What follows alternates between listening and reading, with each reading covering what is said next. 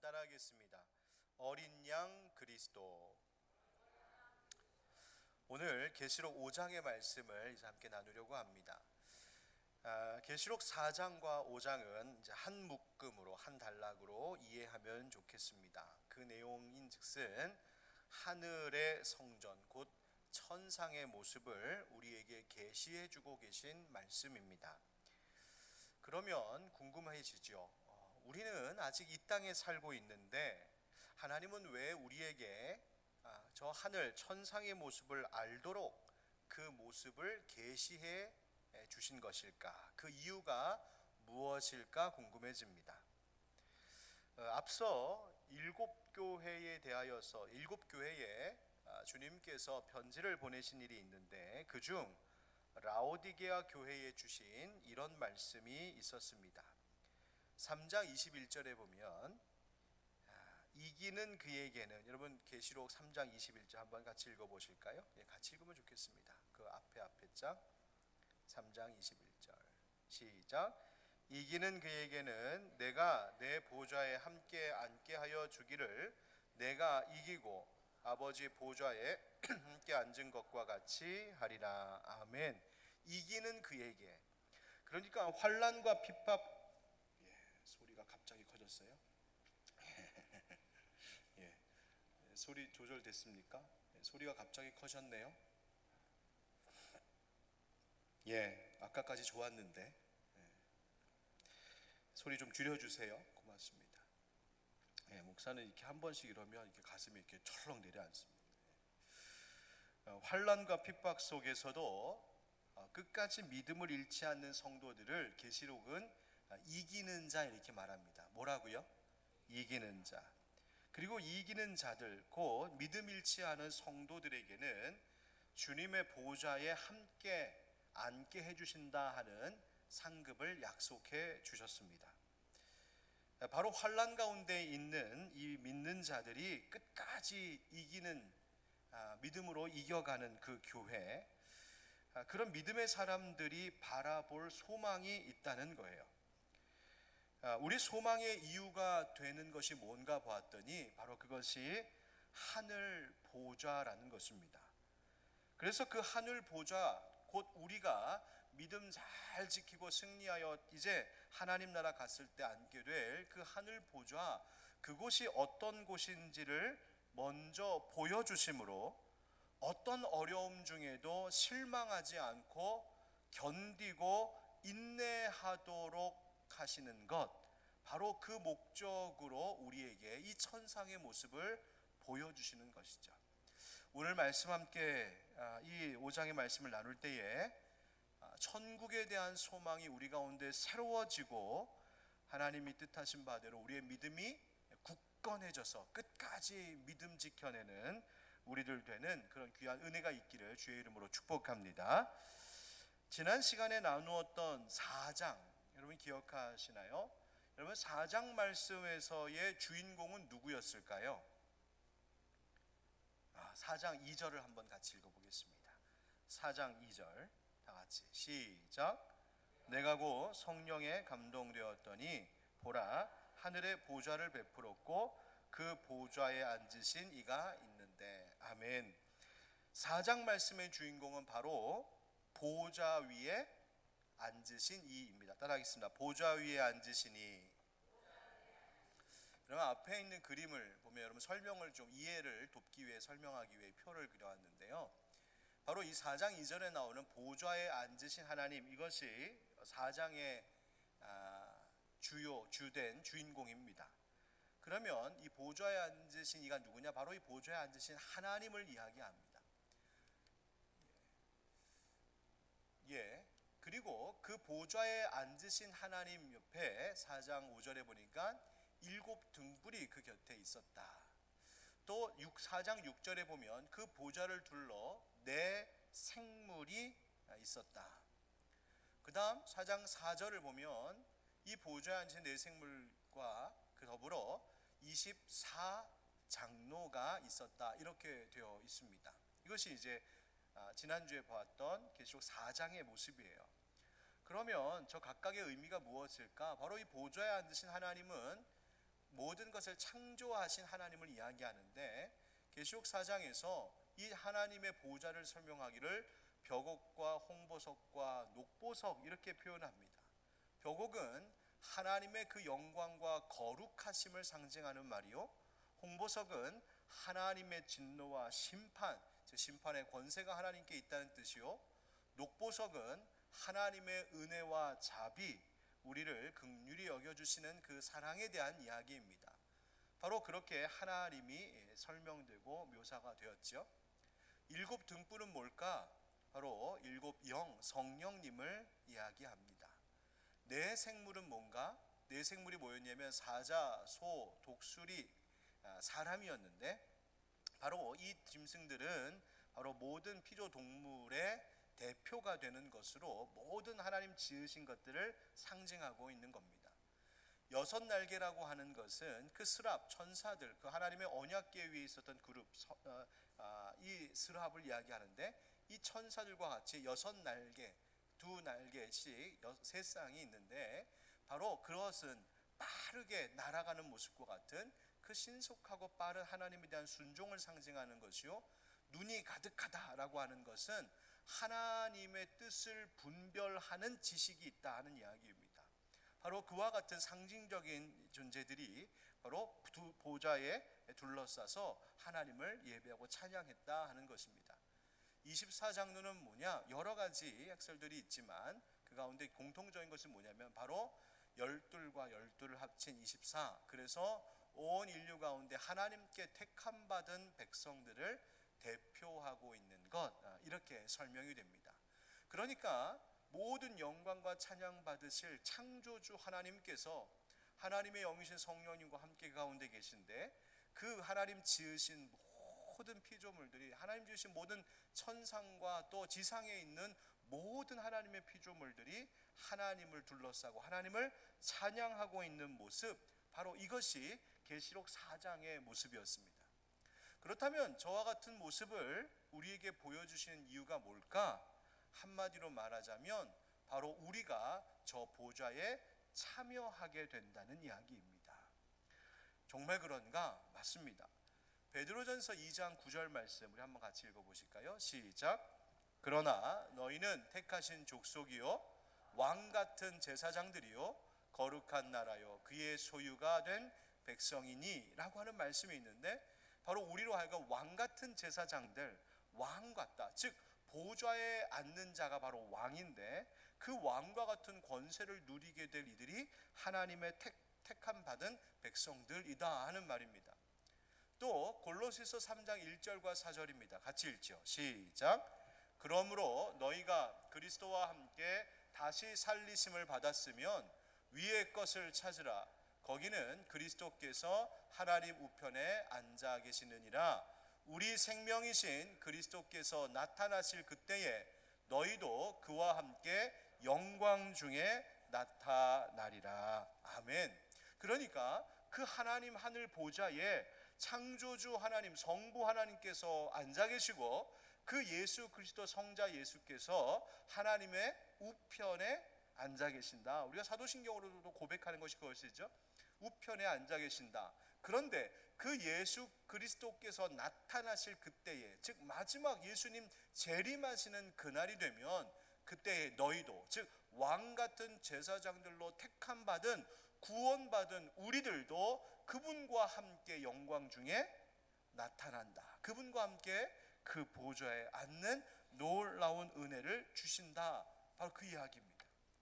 바로 이것을 앞서 보게 하신 것이 계시록 4장의 말씀입니다. 그러면 5장은 어떤 것을 이야기하고 있을까? 이 5장에서는 그 중심 인물이 바뀌게 됩니다. 그러니까 그 4장의 스포트라이트가 하늘 보좌의 성부 하나님을 비추고 있었다면 이제 이 스포트라이트가 쫙 옮겨져서 그 우편에 앉아 계신 이를 향하여서 비치게 됩니다. 바로 그것이 오늘 본문 계시록 5장 특별히 6절부터 나오는 어린 양입니다. 이 5장의 말씀의 내용을 다시 한번 살펴보면 우리 한번 계시록 5장 1절 한번 보실까요? 1절 같이 읽어보겠습니다. 시작. 내가 보매 보좌에 앉으신 이의 오른손에 두루마리가 있으니 안팎으로 썩고 7인으로 봉하였더라. 아멘. 5장의 내용을 우선 1절을 보니까 보좌에 앉으신 하나님, 그 다음 그분의 오른손에 뭘 들고 계시다고요? 두루마리를. 그런데 그 두루마리에는 글이 안팎으로 가득 기록되어 있다, 이렇게 되어 있습니다. 그리고 그 가득 글이 기록된 두루마리를 7개의 인으로 봉했다. 이 말은 열지 못하도록 막았다 하는 말입니다. 그때에 힘 있는 천사가 큰 소리로 외치기를, 누가 이 두루마리를 펴서, 즉 인을 떼어서 이 두루마리를 펼쳐 그 글 안에 있는 내용들을 펼쳐 보일 수 있겠습니까? 라고 외치자, 이 하나님의 손 안에 누가 이것을 할 수 있을까? 합당한 자가 누구인가 외치자 사도 요한이 그 소리를 듣고 펑펑 울었다는 거예요. 이게 무슨 말일까? 이 힘 있는 천사가 하나님의 손 안에 있는 두루마리를 떼서 보게 할 만한 합당한 자가 없다라고 하는 소리에 이 사도 요한이 울었습니다. 도대체 그 두루마리가 뭐길래 그것을 떼어 열지 못하는 걸 가지고 이 요한이 울었을까?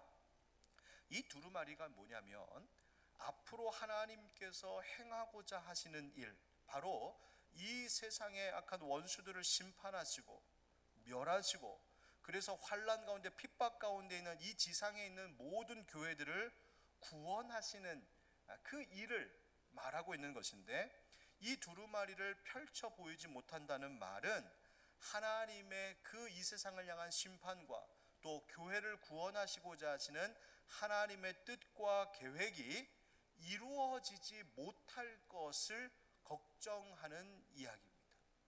그러니까 이것이 펼쳐져야 하나님의 뜻이 성취되는데, 이것이 봉인되어 있으니 요한이 하나님의 뜻이 이루어지지 않을 것 같아서 두려워 크게 울고 있는 것이 바로 이 5장의 처음에 서론의 부분입니다. 그런데 그때 요한에게 울지 말라 하는 소리가 들립니다. 그러면서 바로 이 봉인되어 있는 7인을 떼고 두루마리를 펼쳐줄 자가 있다라고 하는 희망의 소식을 들려주는데, 그게 누굴까? 바로 5장 5절부터 7절까지 말씀입니다.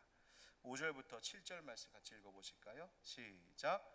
장로 중에 한 사람이 내게 말하되 울지 말라. 유대 지파의 사자 다윗의 뿌리가 그 두루마리와 그 7인을 떼시리라 하더라. 내가 또 보니 보좌와 네 생물과 장로들 사이에 한 어린 양이 서 있는데 일찍이 죽임을 당한 것 같더라. 그에게 7뿔과 7눈이 있으니 이 눈들은 온 땅에 보내심을 받은 하나님의 7영이더라. 그 어린 양이 나와서 보좌에 앉으신 이의 오른손에서 두루마리를 취하시니라. 아멘. 누가 그 하나님의 손에 있는 두루마리를 가져다 7인을 뗀다고요? 어린 양이. 그 다음 이 모습을 본 네 생물과 24 장로들이 바로 그 어린 양 앞에 엎드려 찬양하기를, 9절 10절 읽겠습니다. 시작. 그들이 새 노래를 불러 이르되 두루마리를 가지시고 그 임봉을 떼기에 합당하시도다.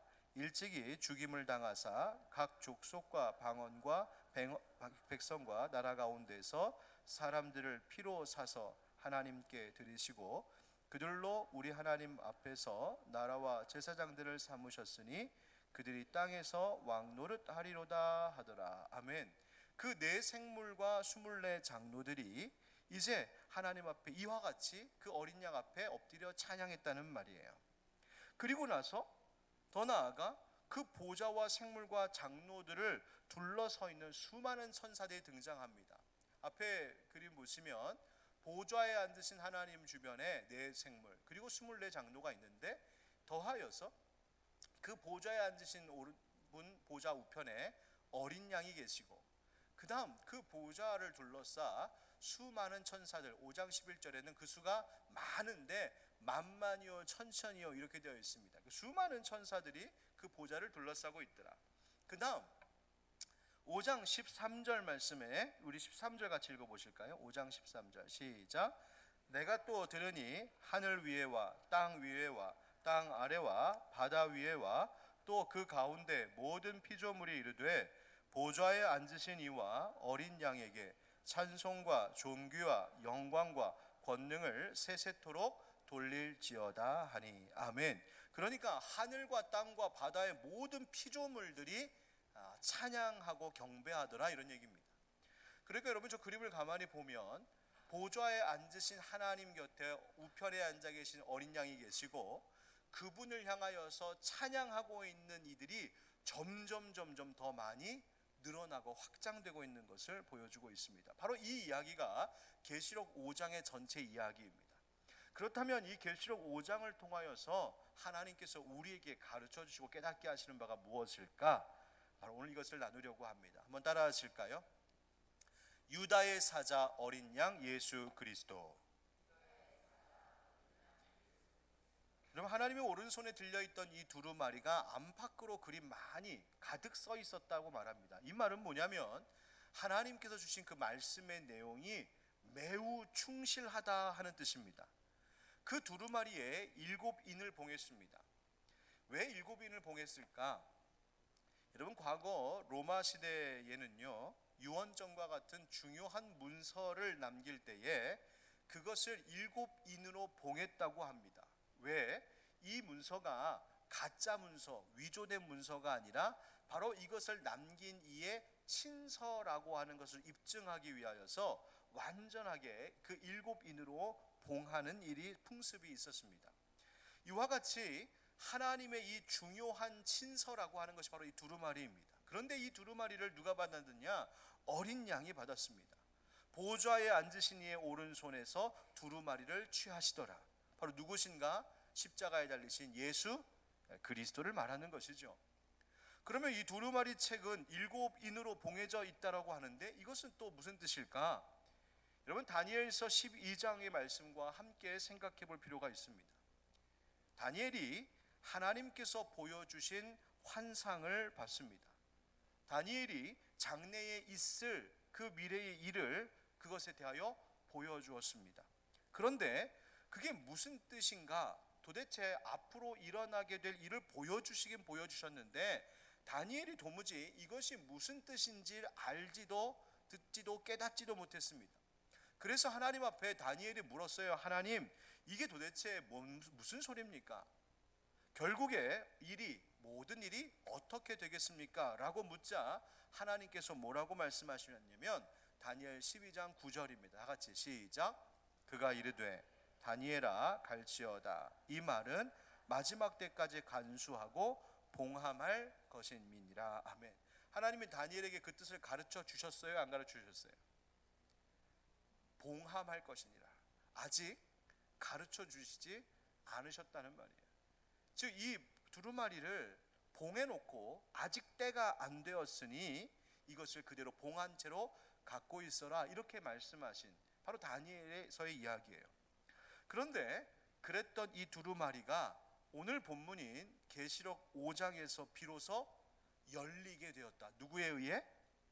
어린 양 예수 그리스도에 의해서 열리게 되었다는 말이에요. 여러분, 이 말이 무엇을 의미하냐면 바로 하나님의 그 크신 계획을 마침내 성취하시는 분이 다름이 아닌 어린 양 되신 예수 그리스도다라고 하는 것을 말하고 있습니다. 그러면 우리 가운데 예수 그리스도를 통하여 그 어린 양을 통하여서 이루실 하나님의 계획이라고 하는 것이 뭘까? 바로 이 땅에 죄악된 것 심판하시고 이 땅에 교회를 구원하시고 이 땅에 하나님 나라가 임하도록, 그래서 그 하나님 나라를 완성하게 하시는 것이 하나님의 계획이었는데 그 일이 바로 예수 그리스도 어린 양을 통하여서 이루어지신다 하는 것입니다. 여러분, 기억하십시오. 하나님의 계시를 우리에게 펼쳐 보여주시고 또 깨닫게 하시고 하나님의 계획을 성취하시는 분은 오직 누구시다? 예수 그리스도 한 분뿐이시라는 거예요. 어떤 사람이 나한테 한번 와보라고, 우리 모임에 한번 와보라고, 내가 아무도 풀지 못하는 성경의 비밀을, 박 목사는 죽었다 깨나도 못 풀 비밀을 내가 풀어주겠다고 혹시 여러분들을 꼬드기거든 100% 이단 사이비임을 여러분 확신하셔도 됩니다. 저도 제가 다 안다는 얘기가 아니라 하나님이 다 보여주셨고 예수 그리스도만이 그것을 풀어 보여주실 분이라는 말입니다. 여러분 요즘에 신천지가 발칵 뒤집힌 거 혹시 얘기 들으셨어요? 깜깜 무소식이세요? 신천지의 이만희의 영적 부인이라고 했던 그러니까 2인자라고 하는 김남이라고 하는 여인이 이만희를 폭로했어요.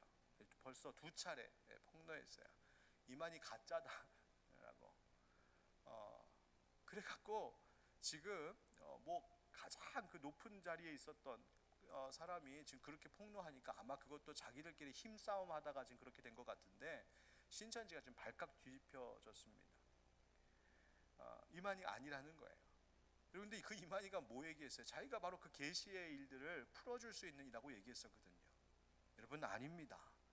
오직 예수 그리스도만이 우리 가운데 하나님의 뜻을 펼쳐 보여주실 유일한 하나님이심을 여러분 믿으시기 바랍니다.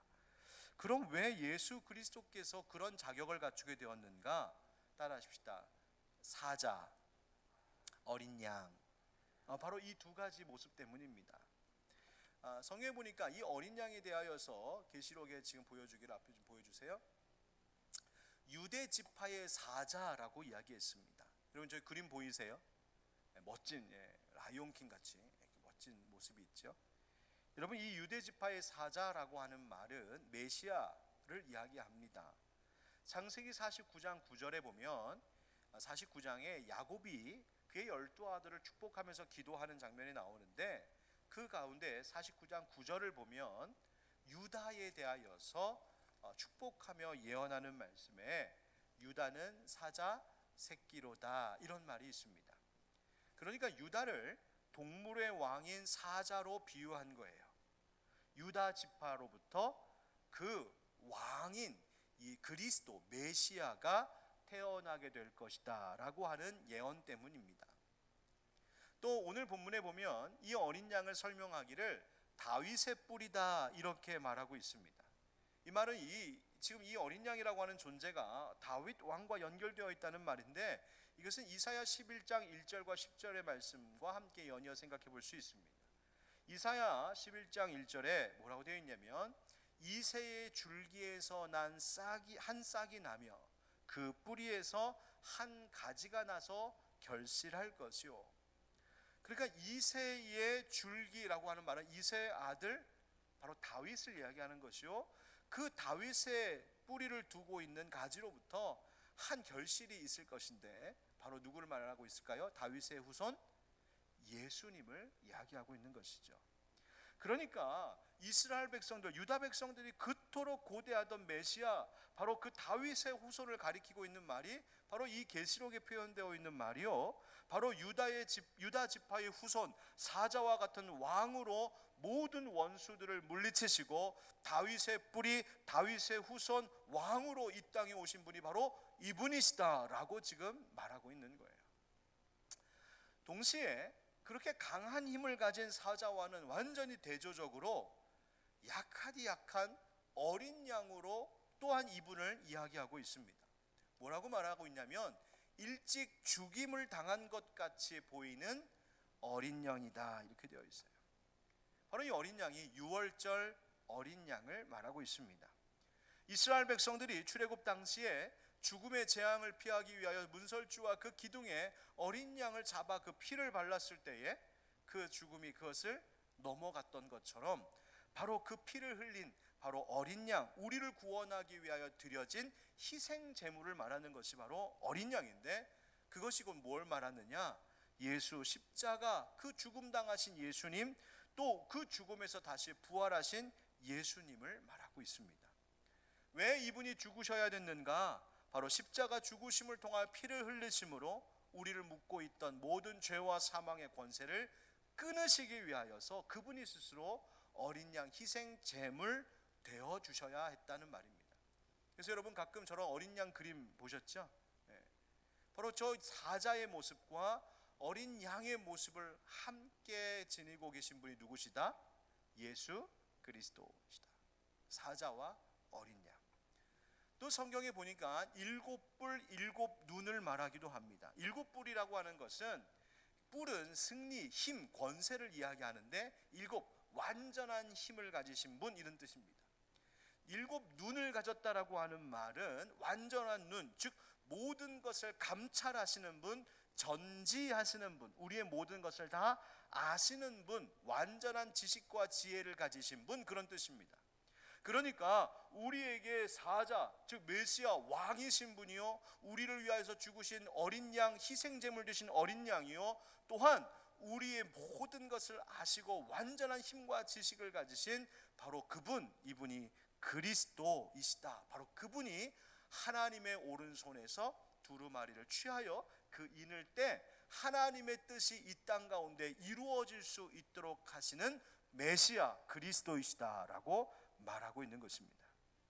여러분, 우리가 믿고 있는 예수, 우리가 늘 예수 이름으로 기도하고 예수 이름 찬양하고 예수 믿으세요 하는데요, 바로 우리가 믿고 고백하는 예수님이 이와 같은 분, 이분이 바로 이와 같은 일을 하신 분이라는 사실을 날마다 기억하며 살아가는 것이 우리의 믿음을 굳게 하는 데에 아주 중요한 일입니다. 왜요? 그분이 모든 죄와 악한 것을 물리치시는 사자와 같이 승리하시는 왕이요, 그러니 우리가 두려워할 것이 없다 하는 말입니다. 예수 그리스도, 사자와 같으신 왕과 같으신 그분을 우리가 믿는 한 그분을 대적할 것이 없고 우리를 넘어뜨릴 것이 없다 하는 이야기입니다. 또한 그런 강하신 분이 우리를 위해 어린 양 희생제물 되어 주셨으니 예수 그 십자가 보혈 의지할 때에 우리가 사함받지 못할 죄가 없고 우리가 예수님의 의의 옷을 입고 하나님 자녀 되는 권세를 얻게 된다는 것이죠. 오늘 예배 함께 하신 여러분들, 바로 우리의 유다의 사자이시오, 우리의 희생제물 어린 양 되어 주신 예수 그리스도께서 우리를 위하여 이 땅에 오셨음을 기억하고 그분으로 인하여 그 믿음을 더욱더 굳게 하심으로 하늘 보좌의 상급 함께 나누는 여러분 되시기를 주님의 이름으로 축복합니다. 또 오늘 말씀은 우리에게 무엇을 말하고 있냐면, 함께 따라하겠습니다. 예배의 중심 어린 양 예수 그리스도. 여러분, 이제 이 어린 양 예수 그리스도께서 어디에 계신가 보았더니 바로 하나님의 보좌 우편에 앉아 계시다, 이렇게 되어 있습니다. 그러면 그 보좌 우편에서 뭘 하고 계실까? 보좌라고 하는 것은 모든 세상을 다스리시고 심판하시는 권세를 상징하는 것이요, 그 우편에 앉았다는 것은 그 보좌보다 열등하다는 뜻이 아니라 동일한 위치에, 동일한 권위에 있다 하는 이야기입니다. 그 자리에서 바로 이 예수 그리스도께서 모든 세상을 다스리시고 심판하실 뿐만 아니라 하나님 나라 것을 통하여 이루신다 하는 것이죠. 이 어린 양이 하나님 보좌 우편에서 하나님 오른손에 있는 두루마리를 취하자 천상에서 그 있는 모든 것들이 다 그 어린 양을 찬양하고 경배하기 시작합니다. 그러니까 여러분, 4장의 말씀, 앞서 4장의 말씀은 보좌에 앉으신 창조주 성부 하나님께서 온 땅을 창조하신 것, 바로 그 창조주 하나님을 찬양하는 말씀이라고 한다면, 5장의 말씀은 그 우편에 앉아 그 모든 피조물들의 구원을 위하여서 승리하신 구세주, 구원자 예수님, 그분을 찬양하는, 경배하는 장면이다, 이렇게 이해하면 됩니다. 그러니까 4장과 5장의 말씀을 묶어서 이해하면 천상의 예배 가운데 어떤 소리가 가득한지 알 수 있어요. 바로 그것이 예배의 주제입니다. 따라합시다. 창조, 구원.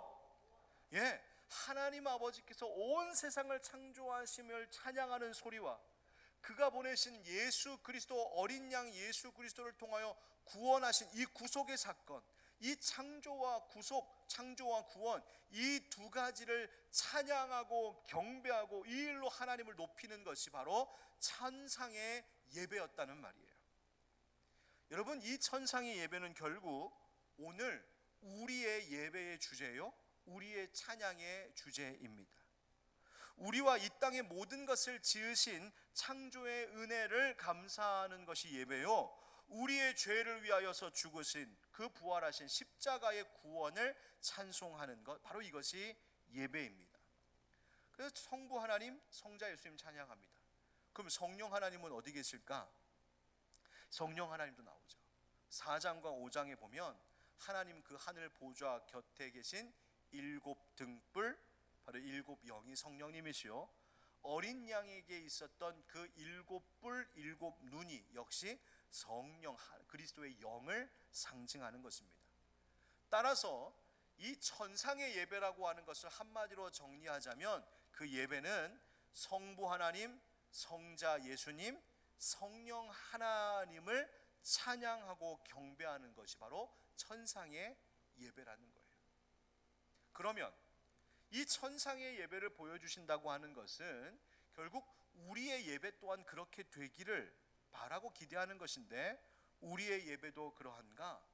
바로 우리의 예배도 결국 뭘 예배하는 것이냐면 성부, 성자, 성령, 성부 하나님의 창조하심과 성자 예수님의 구속 사건을 이루심과 성령 하나님의 이 모든 것들을 위임받아 행하시는 그 성부, 성자, 성령 하나님을 찬양하고 경배하는 것이 오늘 우리 이 지상교회가 또한 해야 할 예배라는 거예요.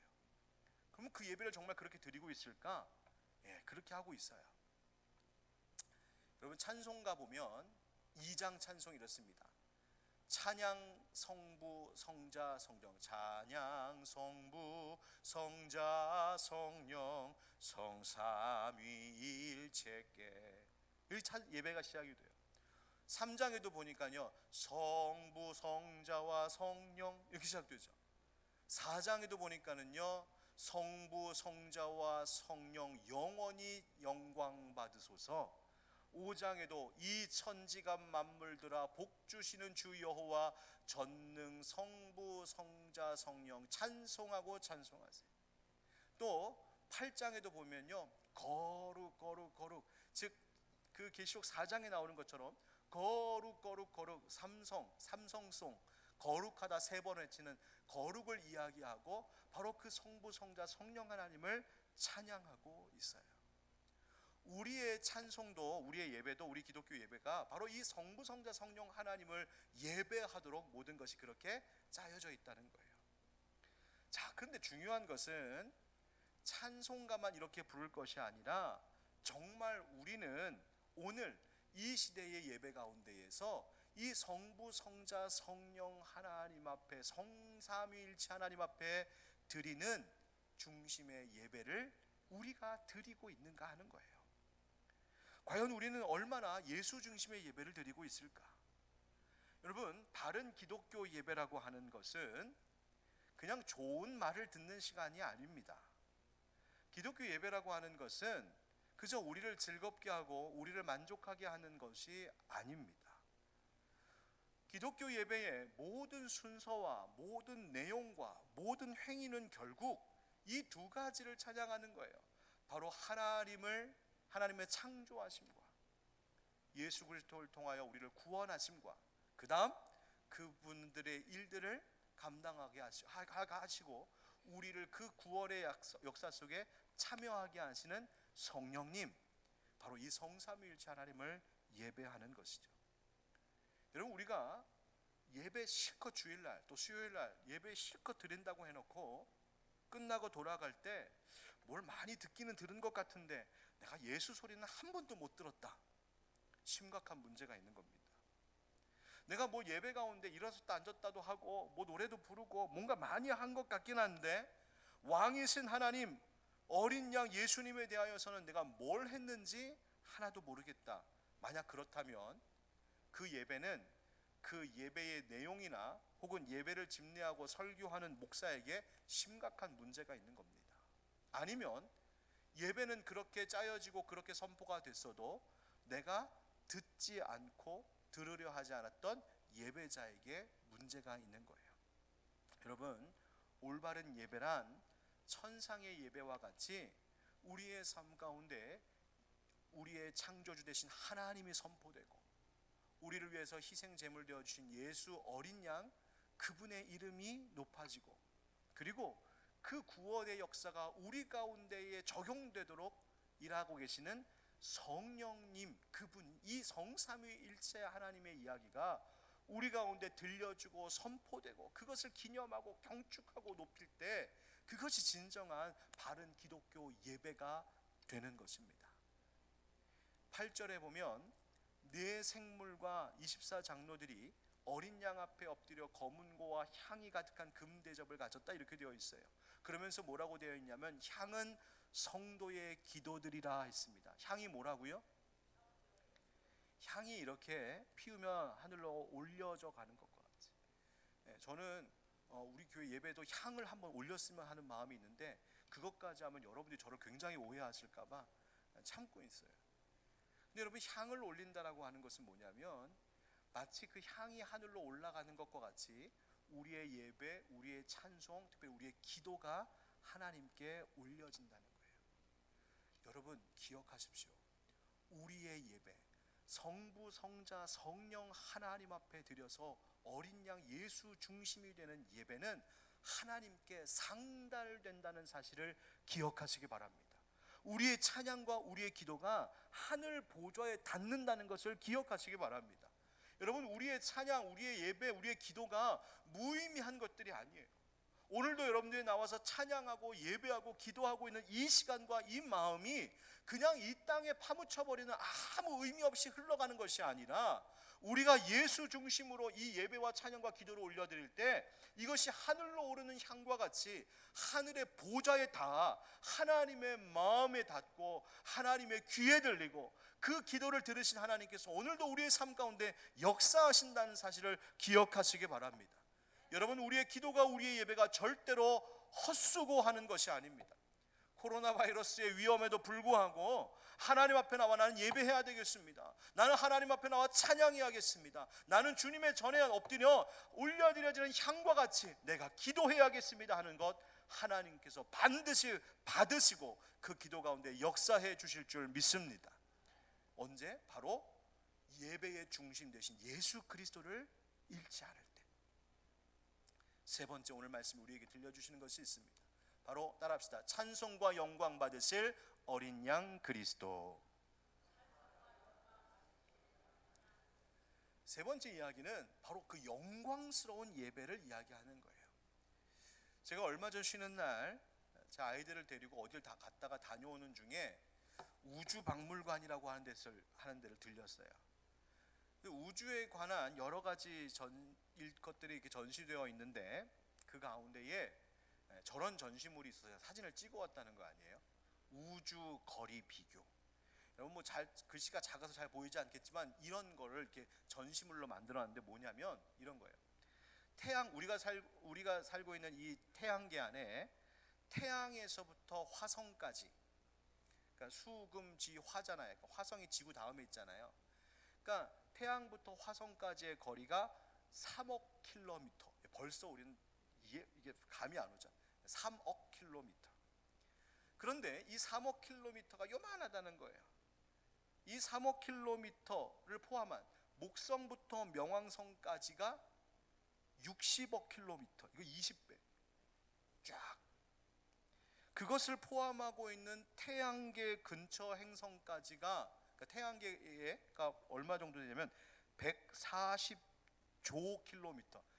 뭐 말을 해도 우린 전혀 감이 안 오죠. 140조. 근데 그것도 전체가 아니라 그것이 또 사실은 그 태양계를 포함하고 있는 우리 은하가 쫙 커지면 10만 광년이 제가 영어로 숫자 이렇게 따져보니까 약 95경 킬로미터. 뭐 상상이 안 가죠. 그 다음 그 태양계를 또한 포함하고 있는 소위 국부 은하군이라고 하는 것이, 그러니까 이게 뭐냐면 안드로메다 같은 은하를 포함해서 그 은하가 약 한 40여 개에 포함되어 있는 이 국부 은하군이 어느 정도 되면 300만 광년. 이건 경으로도 따질 수가 없어요. 300만 광년. 그 다음 그 300만 광년을 포함하고 있는 모든 그 우주 137억 광년. 제가 이렇게 말하면서도 제 뭔 얘기인지 잘 모르겠죠. 여러분, 왜 제가 이걸 보냐면 이런 우주 속에 들어가 있었던 사람들, 즉 그러니까 우주인들, 이 우주를 조금이라도 태양에서 우리 지구로부터 조금 떨어져서 그 우주를 경험하고 그 광활한 우주를 눈에 담고 온 사람은 지구에 다시 귀환했을 때 자신의 삶을 바라보고 이 땅에서 일어나고 있는 일들을 바라보는 관점이 완전히 달라졌을 거예요. 그렇지 않았겠어요? 이전에는 그냥 우리 집의 일, 내 직장의 일, 요 앞에 있는 일들, 여기 알콩달콩 아웅다웅 하면서 살고 있었던 인생이 만약 놀라운 기회로 그 우주선을 타고 하늘에 잠깐 올라가서 광활한 우주를 눈으로 보고 왔다면, 그 다음부터 이 땅에서 일어나고 있는 일들은 아이고 이거 문제도 아니고 아무것도 아니고, 내가 자랑했던 것, 내가 소유 삼아서 자랑했던 것, 내 의로 여겼던 것, 내 즐거움이라고 여겼던 것, 내가 걱정하고 근심하고 염려했던 것, 아이고 그 광활한 우주, 저 137억 광년 뭐 이런 우주에 비하면 진짜 아무것도 아닌 것. 우리의 인생이라고 하는 것이 눈 깜짝한 것도 아닌 아주 짧은 시간, 이런 것을 경험하고 나면 이 세상의 일들은 아무것도 아닌 것으로 여겨지겠죠. 여러분, 예배가 바로 그와 같은 힘이 있는 것입니다. 여러분, 이 우주를 창조하신 분이 하나님이시요, 그 속에 먼지처럼 보이지도 않는 작은 나를 위하여 아들 예수 그리스도를 이 땅에 보내주신 분이 하나님이심을 생각할 때 그 위대함, 그 광활함, 그 장엄함, 그 영광스러움 속에 우리가 참여하게 되는 것이 바로 예배요, 그 예배 속에서 하나님의 크심에 압도되는 것이 예배입니다. 찬송가 304장 여러분 잘 아시죠? 그 크신 하나님의 사랑 말로 다 형용 못하네. 저 높고 높은 별을 넘어 이 낮고 낮은 땅 위에 죄범한 영혼 구하려 그 아들 보내사 화목 제물 삼으시고 죄 용서하셨네. 3절 말씀이 기가 막히지 않습니까? 하늘을 두루마리 삼고 바다를 먹물 삼아도 한없는 하나님의 사랑 다 기록할 수 없겠네. 하나님의 크신 사랑 그 어찌 닿을까? 저 하늘 높이 쌓아도 채우지 못하리. 여러분, 우주의 모든 것, 하늘의 모든 것들로 하나님의 사랑의 이야기를 채워도 다 채울 수 없다는 거예요. 여러분, 이것이 바로, 이것을 우리를 압도하는 것을 경험하는 것이 바로 예배입니다. 그렇다면 여러분, 우리는 과연 그와 같은 예배를 사모하고 그런 예배와 찬양을 드리고 있을까요? 우리의 삶에 예배가 중요한 이유는 우리의 이 환난과 핍박 많은 삶, 어려움 많은 이 삶을 이기게 하는 힘이 그 장엄하고 영광스러운 예배 가운데서 그 힘을 경험하는 것이요, 바로 우리의 삶의 모든 문제를 이길 수 있는 능력이 바로 그 예배를 통하여서 하나님의 위대하심 속에 참여함을 통하여 그 하늘의 능력을 우리가 얻기 때문입니다. 여러분, 이 땅의 문제에 갇혀서 사는 우리가 되지 말고 예배를 통하여 하나님의 영광 가운데 늘 참여하는 우리의 인생이 되기를 원합니다. 그래서 그 하늘 영광 속에서 눈이 열려지고 지혜가 부어지고 하나님의 능력을 우리가 맛보게 되므로 이 삶의 문제라고 하는 것이 사실은 아무것도 아닌, 하나님의 손 안에서는 정말 아무것도 아님을 고백하고 그 하나님의 영광의 날마다 참여할 수 있는 우리 모두가 되기를 예수님의 이름으로 축원드립니다.